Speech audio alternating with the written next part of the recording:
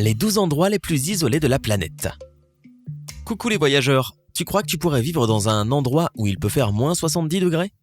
Non, moi non plus. Tu ne vas pas en croire tes yeux quand tu verras ces endroits qui sont aux antipodes de ce qu'on appelle le doux logis. Mais avant de découvrir ceci, n'oublie pas de cliquer sur s'abonner et d'activer les notifications pour rester sur sympa.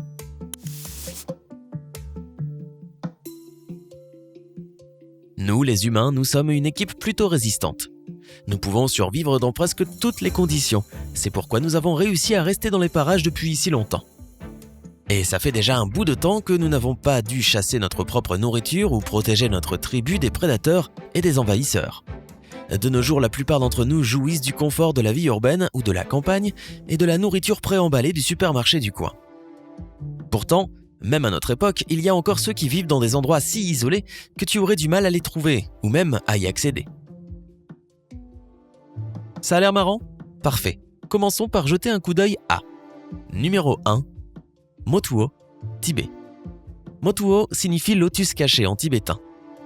Ce qui est plutôt exact, car cet endroit est vraiment comme une fleur qui s'épanouit loin des yeux indiscrets. C'est un lieu sacré dans la culture tibétaine, alors ce n'est pas n'importe qui a le droit d'y aller. Cependant, si tu es toujours déterminé à visiter ce bel endroit, tu devras d'abord te préparer pour une marche de 4 jours dans les montagnes. Oui, j'ai dit marche. Il n'y a pas de route, qu'elle soit pavée ou non. Les gens qui vivent à Motuo mènent une vie simple, cultivant le riz, le soja, le coton et le sésame. Il y a environ 12 000 habitants dans l'ensemble, ce qui fait que la communauté est relativement grande. Mais ils vivent dans des villages séparés et tu ne verras pas beaucoup de gens vaquer à leurs occupations en même temps. Numéro 2. Base antarctique McMurdo, Antarctique. L'Antarctique est probablement l'endroit le plus isolé de la Terre. À l'origine, il n'y avait pas d'habitants, mais un centre de recherche a été mis en place et ainsi, la base antarctique McMurdo a fait son apparition. Pour s'y rendre, il faut tout naturellement obtenir une permission spéciale, de sorte qu'il faut soit être un scientifique, soit militaire pour y entrer. Mais soyons honnêtes, es-tu vraiment prêt à passer tes précieuses vacances entouré d'un froid paralysant ? Oh, et oui, il te faudra aussi prendre un avion spécial équipé de skis pour y atterrir. Voyons voir ce que notre prochaine destination éloignée a à offrir. Numéro 3. Île Pitcairn, territoire britannique d'outre-mer. Située à 5310 km de la Nouvelle-Zélande, que certains qualifient d'assez éloignée elle-même, les îles Pitcairn comptent 50 habitants. Non, pas une cinquantaine, juste 50. C'est là où se sont retrouvés les gens de la célèbre histoire des révoltés du Bounty. Les îles sont si isolées et si peu habitées que le gouvernement britannique a dû demander à certaines personnes de s'y installer. Ce n'est pas une si mauvaise offre, tu sais, malgré le fait qu'elle se trouve à des milliers de kilomètres de tout, l'île est incroyablement belle. Il y a des collines verdoyantes et des criques aux eaux cristallines. Si tu cherches un endroit pour vivre le reste de tes jours en solitaire, ne cherche pas plus loin. Numéro 4. Île de Socotra, Yémen. Si tu parviens à atteindre l'île de Socotra, tu auras l'impression d'être dans un film de science-fiction au sujet de planètes lointaines. Et tu peux remercier les arbres à sang de dragon, aux allures d'extraterrestres, qui y poussent pour cette sensation. L'île est tellement isolée qu'un tiers de ses espèces végétales et animales ne se trouve nulle part ailleurs que sur l'île Socotra elle-même. Il y a environ 40 000 personnes qui y vivent, mais aussi choquant que cela puisse paraître, leur première route n'a été construite qu'en 2011. Numéro 5. Île Kerguelen. Cet archipel qui appartient à la France est similaire à l'Antarctique dans la mesure où il n'y a pas d'habitants d'origine. Seuls 50 à 100 scientifiques et chercheurs français y vivent toute l'année. On peut s'y rendre en bateau, cependant il ne fait le trajet que 4 fois par an, sur les plus isolés. Alors en gros, si tu réussis à t'y rendre, planifie d'y rester toute la saison. Mais bon, tu auras tout le temps de profiter des paysages, enfin, s'il y en avait. L'île principale est couverte de montagnes rocheuses et de glaciers, il n'est donc pas surprenant que seuls les scientifiques la trouvent fascinante. Numéro 6. Oymyakon, Sibérie.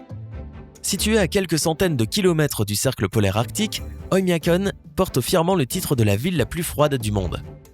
Eh bien, il y a de quoi être fier si tu survis au froid. La température moyenne annuelle est bien en dessous de 0, et le record est, prépare-toi, de moins 71,2 degrés Celsius. Il y fait si froid que même ton haleine gèle dans l'air.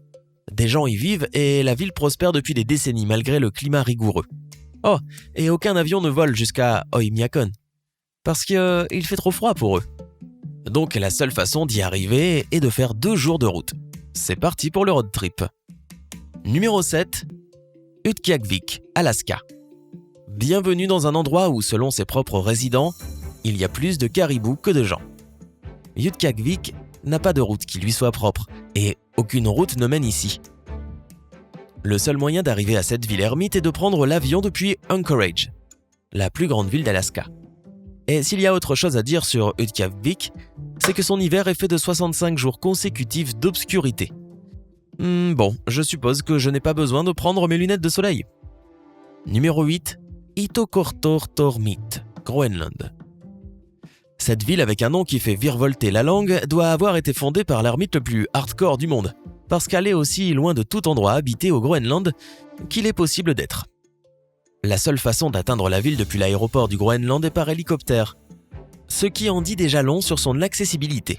Pourtant, ou peut-être même grâce à cette situation, c'est un endroit touristique assez populaire, si tu es un amateur de vacances extrêmes bien sûr. Les 450 résidents de la ville aiment faire du chien de traîneau et du camping, offrant leur service aux touristes qui viennent de loin pour voir les aurores boréales et d'autres merveilles naturelles. Numéro 9. Longyearbyen, Norvège. En tant que ville la plus nordique du monde entier, Longyearbyen est pour le moins frisquée. Et cela paraît normal au vu de sa position. Mais ce qui est surprenant, c'est que les vrais gens aiment y vivre. Et ils ne meurent jamais. Bon, ok, ce n'est pas tout à fait vrai, mais en réalité, les gens n'ont pas le droit d'y être enterrés. Parce que les corps ne se décomposent tout simplement pas dans le sol gelé. Au lieu de cela, ils sont transportés sur le continent norvégien pour y être enterrés. Les maisons sont sur pilotis afin de ne pas s'effondrer lorsque le sol fond en été. Oui, tu as bien entendu, le sol gelé, c'est-à-dire le pergélisol, a besoin de fondre. Numéro 10. La Rinconada, Pérou. Passons maintenant à la ville la plus haute du monde, la Rinconada. Elle se trouve à 4800 mètres au-dessus du niveau de la mer dans les montagnes du Pérou, au milieu de la glace, de la neige et des rochers tout au long de l'année. Mais ce n'est pas la seule chose qui rend cette ville difficile à vivre. Il n'y a pas de Wi-Fi. Non, en fait, c'est encore pire que ça.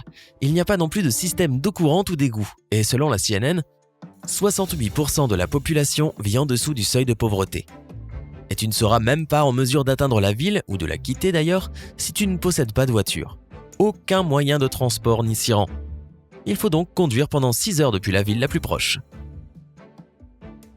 Numéro 11. Iqaluit, Nunavut, Canada. Bien qu'elle soit vraiment isolée, à 2092 km d'Ottawa, il y a 2 façons de se rendre à Iqaluit, par mer et par avion.